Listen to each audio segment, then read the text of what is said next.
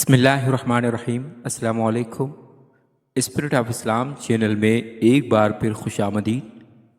عزیز طلبہ، آج کی اس کلاس میں ہم سندھ بورڈ کی 11ویں جماعت کی اسلامیات کے لیکچرز کے سلسلے میں کتاب میں موجود باب صوم موضوعاتی مطالعہ حصہ بے عبادات کے سبق نماز کو تفصیل سے پڑھیں گے اور اس کی تفصیلات کو آسان الفاظ میں سمجھیں گے، اور اس سے اگلی ویڈیو میں اس سبق کے کتاب میں موجود مشقی سوالات کو سمجھیں گے۔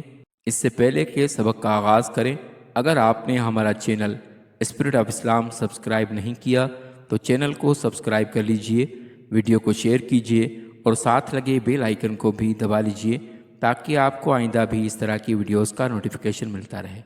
باب صوم حصہ بے، سبق کا نام ہے عبادات۔ عربی زبان میں انتہائی عاجزی کو عبادت کہتے ہیں، یعنی عبادت دراصل بندگی اور عاجزی کی انتہا کا نام ہے۔ انسان جب اپنے رب کے سامنے مکمل طور پر جھک جاتا ہے، خود کو بے بس اور محتاج سمجھتا ہے تو یہی کیفیت عبادت کہلاتی ہے۔ یعنی عبادت وہ عمل ہے جس میں بندہ اپنے رب کے سامنے انتہائی عاجزی اور انکساری ظاہر کرتا ہے۔ اس کے بعد دوسرا جملہ ہے، شریعت کی روح سے ہر وہ نیک عمل جو خلوص نیت سے اللہ تعالیٰ کی رضا کے لیے کیا جائے اسے عبادت کہتے ہیں۔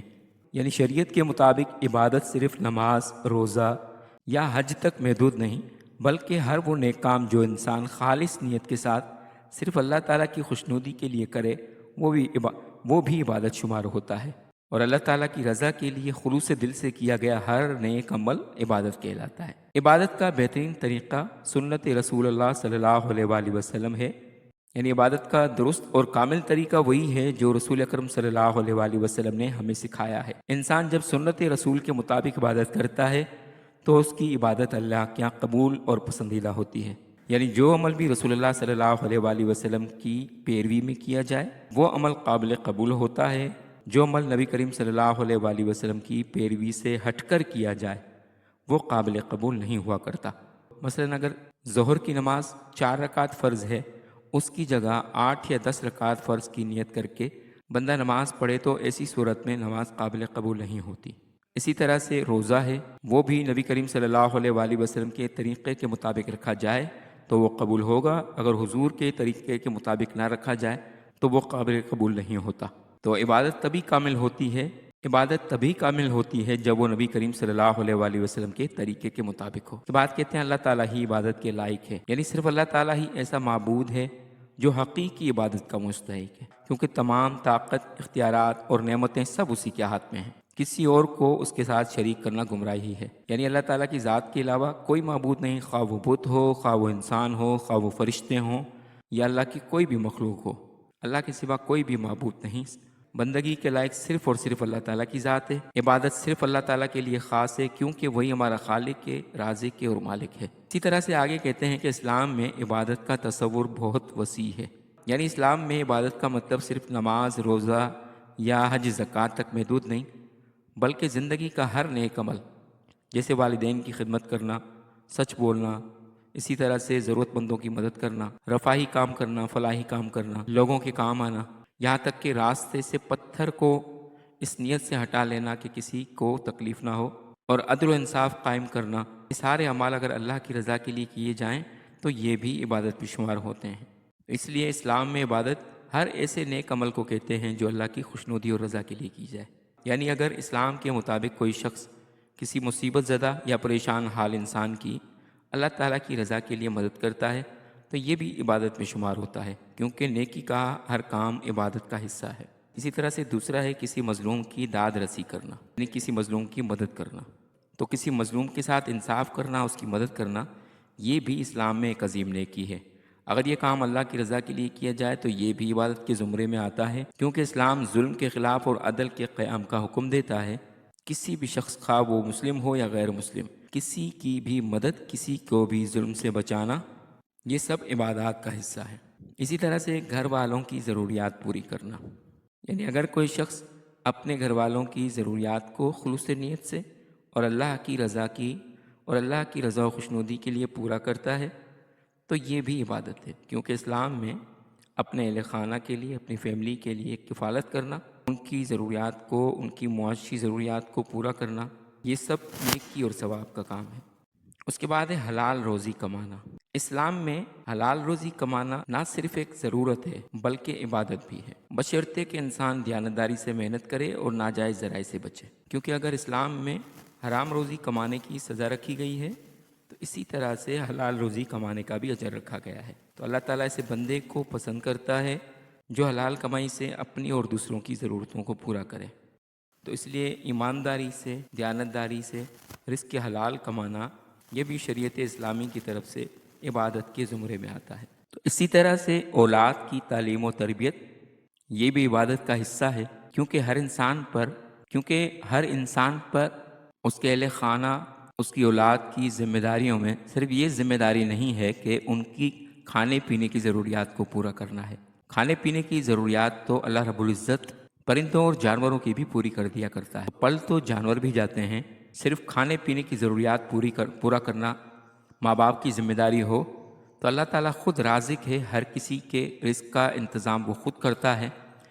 اصل ذمہ داری ماں باپ پر اولاد کی تعلیم و تربیت کی ہوتی ہے کہ وہ معاشرے کو فرد کس طرح کا دے رہے ہیں، اور اپنے مرنے کے بعد اولاد کو تربیت کے لحاظ سے، تعلیم کے لحاظ سے کیا ورثے میں دے کر جا رہے ہیں۔ تو اس لیے شریعت اسلامی کی روح سے اولاد کی تعلیم اور تربیت کو بہت زیادہ اہمیت دی گئی ہے۔ نبی کریم صلی اللہ علیہ وآلہ وسلم نے فرمایا کہ ماں باپ کی طرف سے اولاد کو جو کچھ ملتا ہے اس میں سب سے قیمتی دولت اچھی تعلیم اور اچھی تربیت ہے۔ اس کے بعد ہے ہر وقت اللہ کا ذکر کرنا وغیرہ عبادت کی اقسام ہے۔ یعنی ذکر کا مطلب ہے اللہ کو یاد کرنا، نماز بھی ذکر ہے، روزہ بھی ذکر ہے، زکوٰۃ بھی ذکر ہے۔ اسی طرح سے ہر وہ عمل جس میں ہر وقت اللہ رب العزت کی یاد، اللہ تعالیٰ کی محبت، اللہ تعالیٰ کے عشق میں بندہ کھویا رہے، تو یہ سب اللہ تعالیٰ کے ذکر میں شامل ہے۔ تو عزیز طلبہ، یہ ساری کی ساری مختلف عبادات کی اقسام ہیں۔ ان میں سے اہم فرضی عبادات نماز، زکوٰۃ، روزہ اور حج ہیں، جو مستقل اور بڑی عبادات ہیں۔ یعنی نماز، زکوٰۃ، روزہ اور حج یہ وہ عبادات ہیں جو ہر حال میں فرض ہیں، اور ان کے نہ کرنے سے اللہ تعالیٰ کی بارگاہ میں جواب دہ ہونا ہوگا۔ اس کے بعد چلتے ہیں سبق کے اگلے حصے کی طرف، جس کا نام ہے نماز۔ نماز صلاۃ کی معنی اور مفہوم۔ عربی زبان میں نماز کو الصلاۃ کہتے ہیں۔ عربی زبان میں صلاۃ لفظ کے کئی سارے معنی ہیں۔ صلاۃ کے معنی دعا بھی ہوتا ہے، صلاۃ کے معنی رحمت بھی ہوتا ہے، اسی طرح سے درود پاک کو بھی صلاۃ کہا جاتا ہے۔ یہاں چونکہ نماز کے حوالے سے بات ہو رہی ہے تو قرآن مجید میں الصلاۃ لفظ نماز کے لیے بھی استعمال ہوا ہے، اور یہ عربی کا لفظ ہے۔ نماز عبادت کا ایک انداز ہے جس میں تکبیر تحریمہ، قیام، تلاوت قرآن، رکوع، سجدہ، آخری قعدہ، تشہد، مختلف تسبیحات، دعائیں، درود شریف اور سلام شامل ہے۔ یعنی نماز ایک جسمانی عبادت ہے، اس میں ایک مخصوص انداز کو اپنانا پڑتا ہے۔ تکبیر تحریمہ سے یعنی کانوں تک ہاتھ اٹھا کر اللہ اکبر کہہ کر، تکبیر تحریمہ کہہ کر نماز کا آغاز کیا جاتا ہے۔ قیام کہتے ہیں نماز میں کھڑے ہونے کو، جس میں سورہ فاتحہ یا کوئی سورت پڑھی جاتی ہے۔ اسی طرح سے تلاوت قرآن کی جاتی ہے، قیام کی حالت میں ہی قرآن مجید کی تلاوت کرنا ضروری ہوتا ہے۔ اسی طرح سے رکوع ہے، سجدہ ہے، آخری قعدہ جسے تحیات بھی کہا جاتا ہے اور تشہد بھی کہا جاتا ہے۔ تشہد کے معنی گواہی دینا، اشہد ان لا الہ الا اللہ واشہد ان محمد عبدہ ورسولہ، یہ پڑھنا نماز کے اندر۔ مختلف تسبیحات یعنی سبحان ربی العظیم رکوع میں پڑھنا، سبحان ربی الاعلیٰ، سبحان ربی الاعلیٰ سجدے میں پڑھنا، اس طرح کی تسبیحات اور دعائیں جسے نماز کے اندر رب جلنی مقیم الصلاۃ پڑھی جاتی ہے۔ اسی طرح سے درود شریف جو درود ابراہیمی پڑھا جاتا ہے، اور سلام پھیر کر نماز ختم کی جاتی ہے۔ یہ سارے کے سارے نماز کے ارکان ہیں۔ اس کے بعد ہے نماز کی اہمیت۔ نماز اسلام کے بنیادی ارکان میں سے ہے جو ہر مسلمان عاقل و بالغ مرد و عورت پر دن اور رات میں 5 مرتبہ فرض ہیں۔ اسلام کے بنیادی ارکان 5 ہیں، یعنی کلمہ شہادت، نماز، روزہ، حج، زکوٰۃ۔ تو ان میں سے سب سے بنیادی رکن جو ہے، سب سے بنیادی ستون جو ہے، سب سے بنیادی جو پلر ہے، ان میں سے سب سے بنیادی پلر جو ہے، سب سے بنیادی رکن جو ہے وہ نماز ہے۔ ارکان کے معنی ہیں پلرز۔ جس طرح سے کسی عمارت کو کھڑا کرنے کے لیے پلرز کھڑے کیے جاتے ہیں، ستون کھڑے کیے جاتے ہیں، کالم کھڑے کیے جاتے ہیں، اس کے بعد اس پر عمارت قائم کی جاتی ہے، اسی طرح سے اسلام کی عمارت کے اندر سب سے بنیادی جو پلر ہے وہ نماز ہے۔ تو جس طرح کہتے ہیں کہ ہر مسلمان پر فرض ہے، یعنی کوئی بھی غیر مسلم جو جب تک مسلمان نہیں ہوتا تب تک اس پر نماز فرض نہیں ہوتی۔ جو ہی وہ اسلام کے دائرے میں داخل ہوتا ہے، کلمہ پڑھ کر مسلمان ہوتا ہے، اس دن سے، اس وقت سے لے کر مرتے دم تک اس پر 5 وقت کی نماز فرض ہو جاتی ہے۔ عاقل اور بالغ سے مراد یہ ہے کہ عقلی طور پہ، شعوری طور پر اس کا ذہنی توازن درست ہو، یعنی اسے پتہ ہو کہ نماز کیا ہوتی ہے۔ اسی طرح سے بالغ ہونے کا مطلب ہوتا ہے کہ وہ بلوغت کے اندر قدم رکھ چکا ہو۔ عام طور پر انسان 13 سے 15 سال کی عمر میں بلوغت کو پہنچتا ہے، تو بلوغت کی عمر کو پہنچنے کے بعد سے لے کر مرتے دم تک جتنی بھی نمازیں ہیں، تمام کا اللہ رب العزت قیامت کے دن سوال کرے گا۔ اسی طرح سے مرد و عورت پر فرض ہے، یعنی یہ وہ عبادت ہے کہ اس میں کوئی استثناء نہیں ہے، تخصیص نہیں ہے کہ یہ صرف مردوں کی عبادت ہے یا صرف عورتوں کی عبادت ہے۔ جس طرح سے جہاد صرف مردوں پر فرض ہوتا ہے، عورتوں پر فرض نہیں ہوتا، لیکن نماز ایک ایسا فرض ہے کہ یہ مرد پر بھی فرض ہے اور عورت پر بھی فرض ہے، اور پھر دن اور رات میں 5 مرتبہ فرض ہے۔ یعنی نہ تو یہ 3 یا 4 مرتبہ پڑھنے سے فرض ادا ہو جاتا ہے، اور نہ ہی 6 یا 7 مرتبہ پڑھنے کی ضرورت ہے، بلکہ فجر، ظہر، عصر، مغرب، عشاء، یہ 5 نمازیں ہر مرد و عورت پر فرض ہیں۔ آگے کہتے ہیں ہجرت سے 1 سال قبل آپ صلی اللہ علیہ وآلہ وسلم کو معراج کے موقع پر اللہ تعالیٰ کی طرف سے امت کے لیے 5 نمازیں بطور تحفہ عنایت کی گئی تھیں۔ یعنی آپ صلی اللہ علیہ وآلہ وسلم اعلان نبوت کے بعد جب 52 برس کی عمر کو پہنچے، اور ابھی آپ نے ہجرت نہیں کی تھی، مدینہ طیبہ نہیں گئے تھے، بلکہ شہر مکہ میں رہتے تھے، تو آپ صلی اللہ علیہ وآلہ وسلم کو 27 رجب المرجب کی رات میں اللہ رب العزت نے معراج کے شرف سے نوازا، اور لامکاں کی بلندیوں پر اللہ رب العزت نے اپنے محبوب صلی اللہ علیہ وآلہ وسلم کو اپنے دیدار کے لیے بلایا۔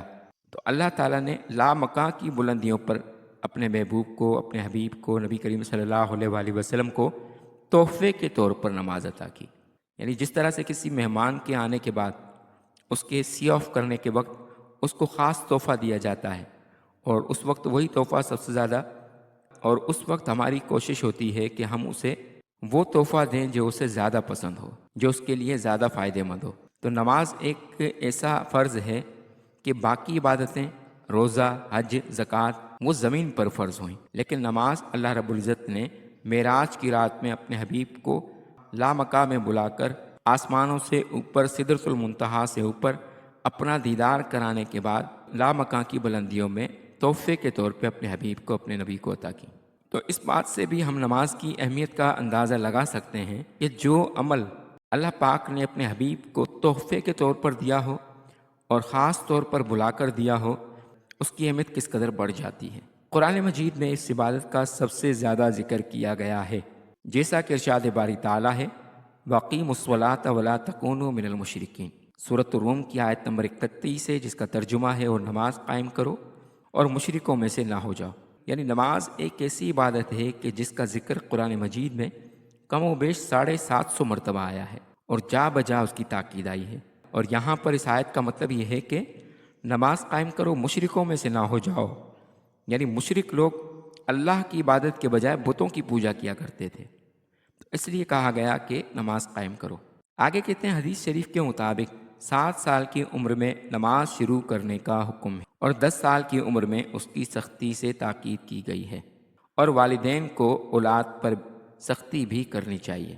یعنی ویسے تو نماز بالغ ہونے کے بعد ہر حال میں فرض ہو جاتی ہے، لیکن 7 سال کی عمر سے شروع کرنے اور 10 سال کی عمر سے اولاد پر سختی کر کے نماز پڑھانے کی تاکید کی گئی ہے۔ اور یہ ذمہ داری چونکہ ماں باپ پر ہے، اس کا سبب یہ ہے کہ جب بچہ بالغ ہو جاتا ہے، اس سے پہلے اگر اس کی نماز کی عادت ہو چکی ہوگی، خواہ وہ سختی سے کرنی پڑے، سمجھا کر نماز شروع کرانی پڑے، تو جب بچہ جو ہی بلوغت میں قدم رکھے گا، اس کی پہلے سے نماز کی عادت ہو چکی ہوگی۔ نماز فرض ہونے کے بعد جان بوجھ کر چھوڑ دینا گناہ کبیرہ ہے۔ فرض ہونے کے بعد کا مطلب ہے بالغ ہونے کے بعد۔ جان بوجھ کر چھوڑنے کا مطلب یہ ہے کہ معلوم بھی ہو کہ نماز کی اہمیت کیا ہے، اس کے باوجود چھوڑ دینا یہ کبیرہ گناہوں میں شمار ہوتا ہے۔ نماز کے کچھ آداب اور شرائط ہیں جو ذیل میں ذکر کی جاتی ہیں۔ سب سے پہلے نمبر پر اسلام، جس طرح سے اوپر گزر چکا ہے کہ بندے کا مسلمان ہونا ضروری ہے۔ دوسرے نمبر پر عقل، یعنی وہ عاقل ہونا ضروری ہے، اس کو پتہ ہو کہ نماز کیا ہوتی ہے۔ اگر اسے یہی پتہ نہیں ہوگا کہ نماز ہوتی کیا ہے اور کس کے آگے میں جھک رہا ہوں، تو اس کی نماز بے مقصد ہوگی۔ تو اس لیے عقل والے پر نماز فرض ہے، جو مجنون ہو، پاگل ہو، جس کا ذہنی توازن درست نہ ہو، اس پر نماز فرض نہیں ہے۔ اسی طرح سے ستر عورت، ستر عورت کہتے ہیں جسم کا وہ حصہ ڈھانپنا جس کا نماز میں مرد و عورت کو ڈھانپنا فرض ہے، اسے کہا جاتا ہے ستر عورت۔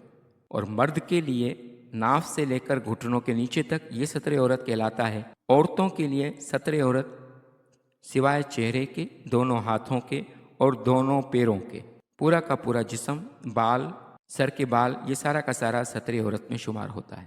یعنی سوائے چہرے کی گولائی، دونوں ہاتھ اور دونوں پاؤں کے، باقی کوئی بھی حصہ نماز کے اندر ظاہر ہوا تو ایسی صورت میں نماز نہیں ہوتی۔ اس کے بعد استقبال قبلہ۔ استقبال قبلہ کا مطلب ہوتا ہے کہ جہاں کہیں بھی نماز پڑھ رہے ہوں وہاں پر ہمارا رخ قبلے کی طرف ہو، کعبے کی طرف ہو۔ اگر ہمارا رخ قبلے کی طرف درست طرح سے نہیں ہوگا اور نماز پڑھ لیں گے تو ایسی صورت میں بھی نماز نہیں ہوا کرتی۔ یہ نماز کی شرائط میں شامل ہے۔ اس کے بعد نماز سے پہلے جسم، کپڑے اور جگہ پاک اور صاف ہونے چاہیے، یعنی غسل کیا ہوا ہو، وضو کیا ہوا ہو، ناپاکی کی حالت نہ ہو۔ اسی طرح سے لباس بھی پاک ہو اور جس جگہ نماز پڑھی جا رہی ہو وہ جگہ بھی پاک ہو، یعنی جہاں کھڑے ہو کر نماز پڑھ رہے ہیں اس حصے کا پاک ہونا ضروری ہے۔ پھر ہے نماز سے پہلے وضو کرنا ضروری ہے، یعنی بغیر وضو کے نماز نہیں ہوا کرتی، اس لیے نماز کے لیے وضو کرنا بھی فرض ہے۔ نماز مقررہ وقت پر ادا کرنی چاہیے۔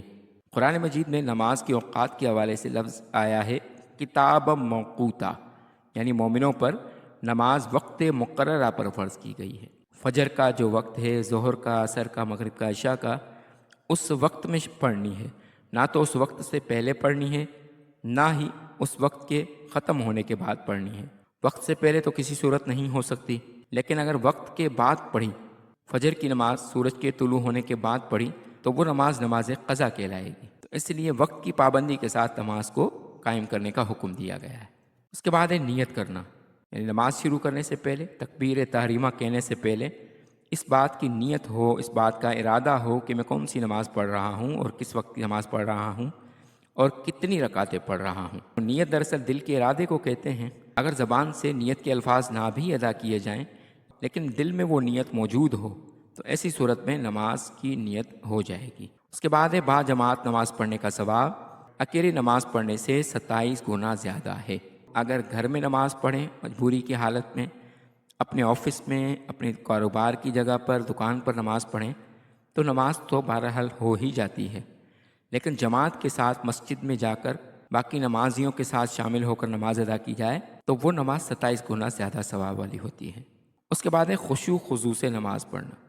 خشوع اور خضوع کہتے ہیں دل کی کیفیت کو، یعنی انسان کے ذہن میں جو خیالات چلتے رہتے ہیں، بندہ یہ کوشش کرے کہ ان خیالات کو ایک طرف نظر انداز کر کے اپنی ذہنی اور قلبی یکسوئی عبادت کی طرف لگا کر رکھے۔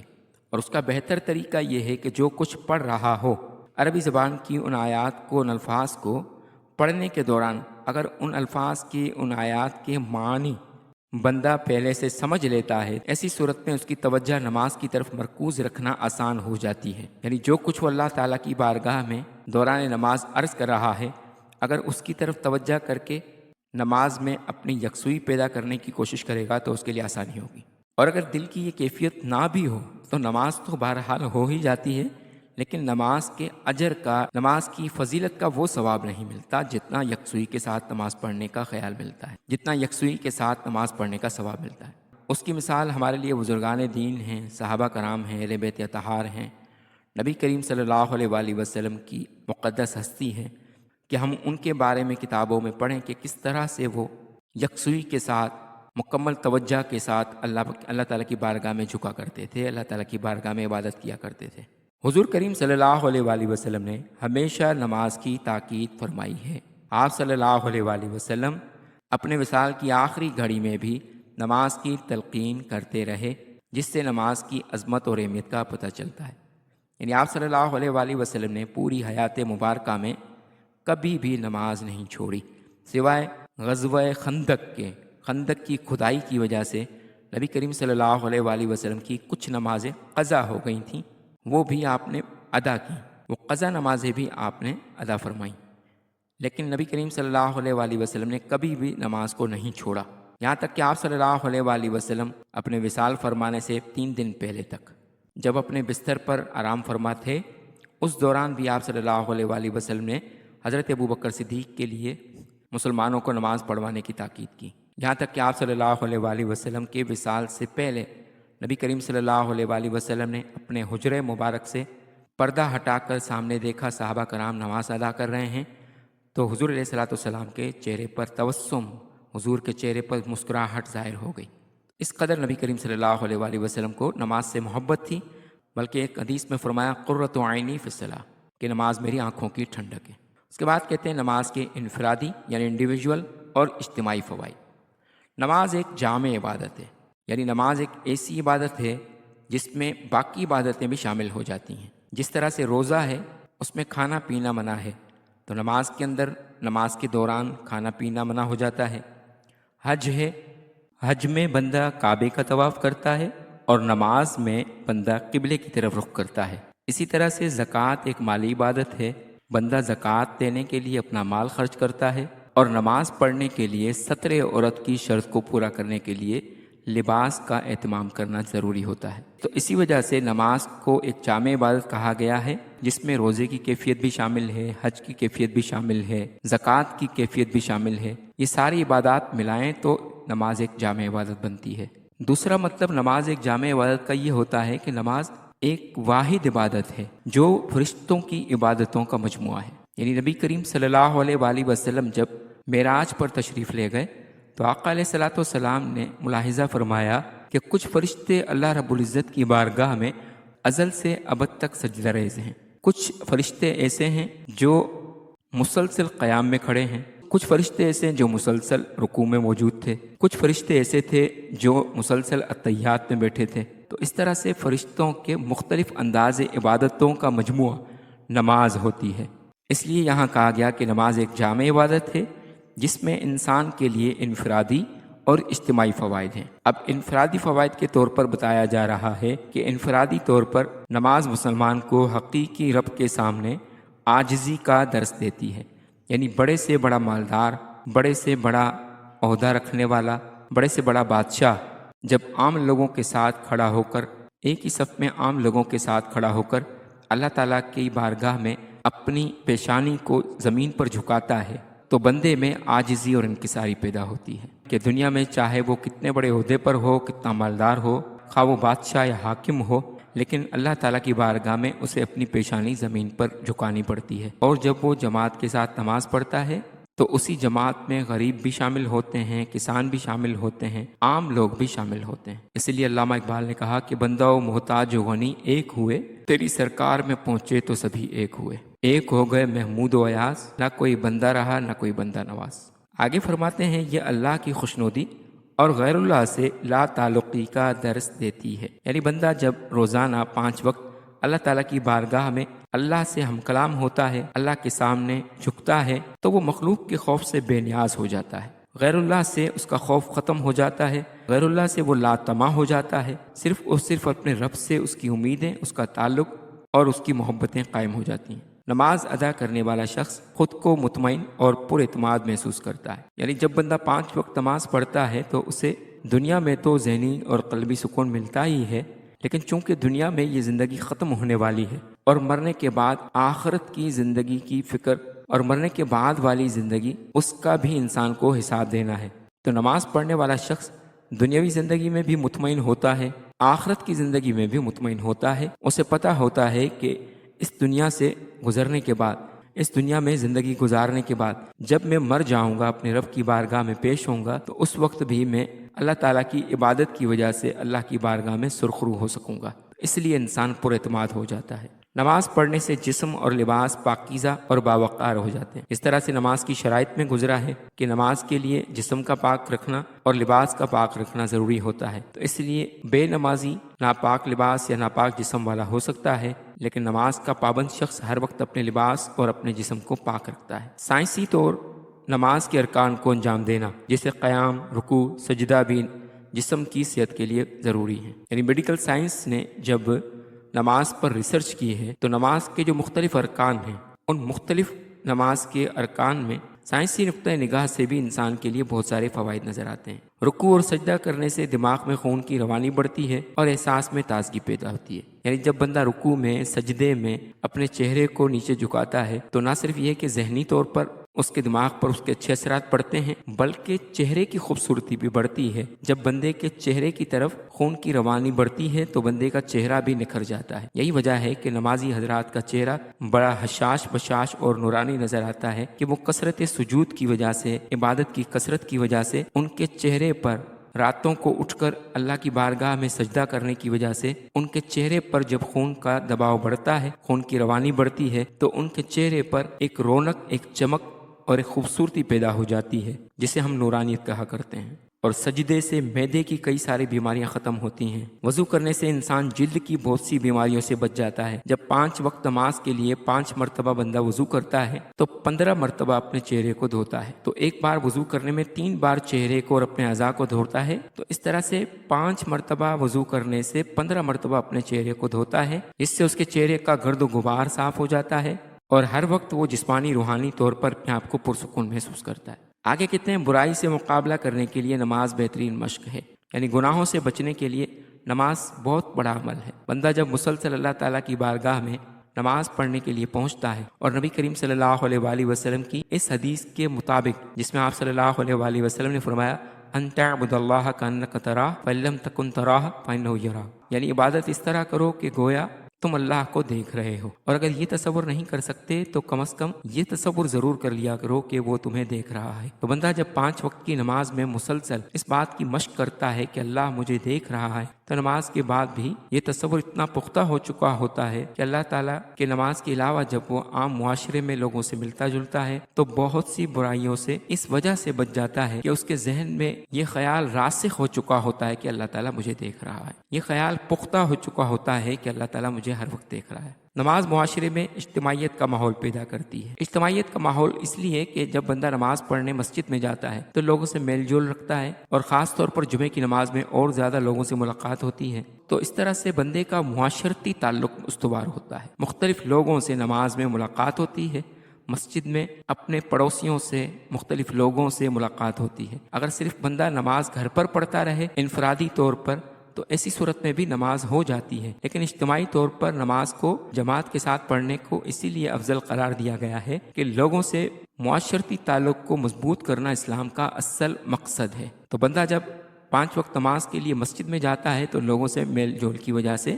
معاشرتی طور پر ایک اچھا معاشرہ قائم ہوتا ہے، اور اس کے بعد وقت کی پابندی کا درس دیتی ہے۔ یعنی نماز ایک ایسی واحد عبادت ہے کہ ہمارے ملک میں شادیوں سے لے کر ٹرین کے اوقات تک، فلائٹس کے اوقات تک، سب کے اندر ٹائم ٹیبل میں کوئی نہ کوئی کمی بیشی ہو جاتی ہے۔ نماز ایک ایسا عمل ہے کہ بندہ 5 وقت پابندی کے ساتھ ایک ایک منٹ کا خیال کرتے ہوئے مسجد میں جب نماز کے لیے پہنچتا ہے تو روزانہ کی اس مشق سے بندے کو اپنے شیڈیول کو، اپنی روٹین کو، اپنے معمولات کو ٹائم کے مطابق لے کر چلنا اس کی عادت بن جاتی ہے، اور بندہ وقت کی پابندی کا عادی ہو جاتا ہے۔ خصوصاً با جماعت نماز، جمعہ اور عیدین کی نمازیں آپس میں اتحاد کا درس دیتی ہیں۔ یعنی جس طرح میں نے عرض کیا کہ تنہا گھر میں بھی نماز پڑھی جا سکتی ہے، لیکن با جماعت نماز کی فضیلت زیادہ ہے، تو با جماعت نماز کو اس لیے رکھا گیا کہ بندہ لوگوں سے ملاقات کرے۔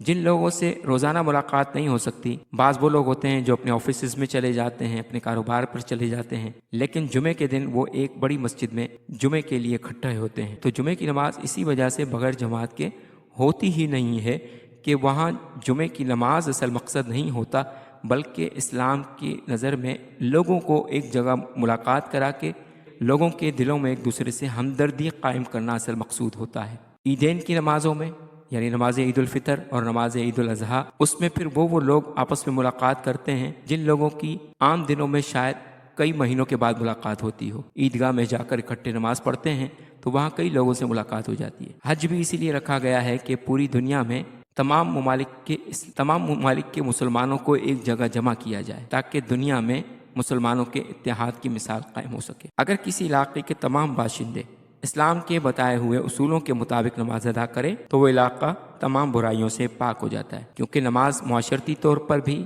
معاشی طور پر بھی، اخلاقی طور پر بھی انسان کی تربیت کا ذریعہ ہے۔ جب بندہ پابندی کے ساتھ نبی کریم صلی اللہ علیہ وآلہ وسلم کے اور اسلام کے بتائے ہوئے اصولوں کے مطابق نماز قائم کرتا ہے اور جس مقصد کے لیے نماز کو فرض کیا گیا ہے اس مقصد کو پورا کرتا ہے تو ایک پاکیزہ معاشرہ جنم لیتا ہے اور معاشرے کے اندر برائیاں ختم ہو جاتی ہیں۔